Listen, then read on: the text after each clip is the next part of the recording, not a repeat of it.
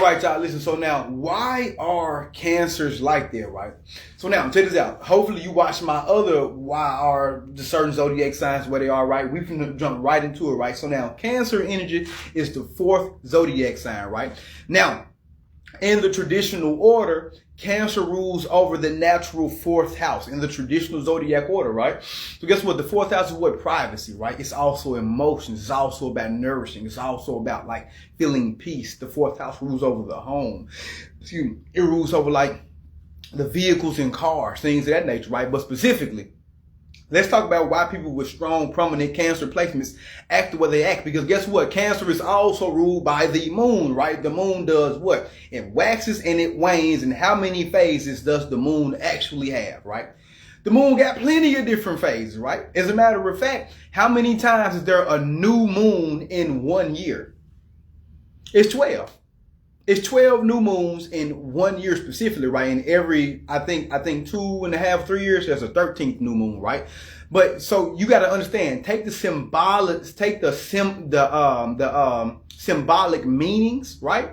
From what the planets actually do and actually apply them to real life, right? So if the physical moon is what rules over Cancer, right? Astrologically, it rules over Cancer, and the moon goes from half to whole to crescent to waxing again to waning.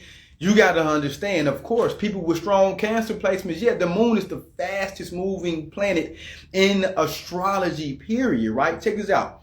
What planet inside of astrology changes faster than the moon? No planet. You might say Mercury, the fastest planet. It's not faster than the moon. The moon changes, the moon changes the zodiac sign, I think, every 2.5 days. The sun changes the zodiac sign every month. Mars, a little bit longer than that. Venus, a little bit longer than that. Saturn, way longer than that. Jupiter, way. Moon is the fastest moving planet, right? So since remember, it rules the mind and the emotions, their memory, the way a person actually feels about things, right? That's what the moon specifically rules over. But it changes like that. The moon changes so fast, right? So that's why people with strong Cancer placements inside of Vedic astrology, right? Now, tropical astrology, y'all might be listening to this, you might be like a Leo in tropical astrology, but in Vedic astrology, we talking about Cancerian placements. And if you can't understand why you feel the way you feel from tropical, that Leo energy ain't making sense, then you might want to pay attention to what the hell I'm saying right now, right? So now, that's the main reason why people say, damn, Cancer, like y'all so bipolar, y'all so unstable. That's literally one of the main prominent reasons. It's not the only reason, but it's definitely one of the main reasons, right? So now, Cancer energy specifically in and of itself is all about what? Like mothering people, right? Because the moon is the mother, right? And Cancer rules natural fourth house, right? Of nourishment, right? Like, okay, I want to give you stuff that's going to heal you. I want to feed your soul. I want to feed your vessel. I want to shower you with the stuff that I feel you need, right? Guess what? Also, Cancer can lead to what? Being clingy, being over affectionate, which is nothing wrong with it if you like that, because in Vedic astrology, the last 13 degrees of Cancer, 13 degrees 20 minutes of Cancer, Vedic astrology is ruled by the clinging star, right? And is also associated with like serpents and snakes that coil around things specifically. That's the height of Cancer is a serpent in Vedic astrology called Aslesha, the Naga serpent deities, right? So it coils, holds on to things really, really, really tight. That's why Cancers, it's hard for them to let go of the past, hard for them to let go of memories, right? You see what I'm saying? How shit once was. That's for real. This is how Cancer really actually is. Where people with strong Cancer placements inside of Vedic astrology, right? So that's one of the primary reasons. Like, you're like, damn, they'll keep bringing up something that you did to them a long time ago, or how they felt about something a long time ago. And this could be like a reoccurring theme, right? Unless there are certain like other planets influencing it. But if you're just by itself, yeah, they can very much be like really, really into their feelings about like how things used to be. Like they can like drown themselves inside the past too, right? Because you got to remember, they can be very crybabyish too here and there. You see what I'm saying? Because remember, don't they say it's a crying woman on the moon? Once you start to really like, the more you talk about it, you like, damn, this shit really, we already been kind of talking. Even you don't even know astrology.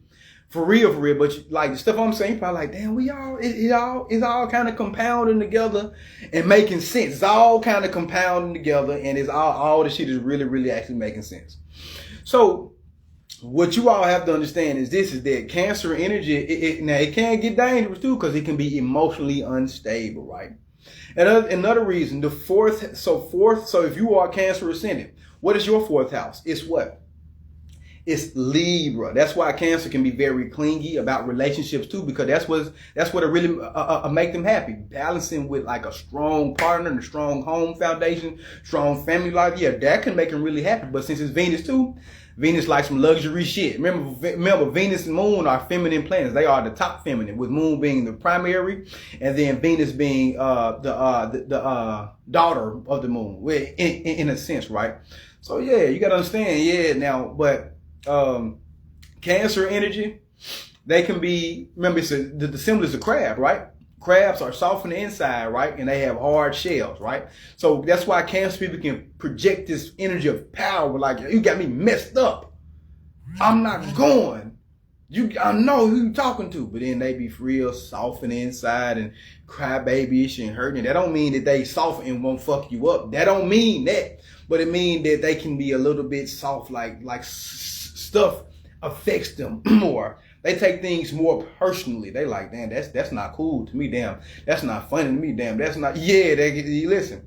Cancer energy is something else, y'all. Listen, I just wanted to do a quick little video on that. So now y'all understand. Damn, Cancer. That's why they be like that, right? They can be emotionally cold too sometimes too. Yeah, depending on who you on how you made them feel. The emotions, all that, that should go away. You like, damn, they like a damn Capricorn. They like pure Saturn. I mean, that is they damn polar opposite, Capricorn. Yeah, but yes, sir, listen. But if you want your birth chart reading done, please come and holler at me. So I got affordable prices. Follow me on all my social media platforms, and I will hook your ass up.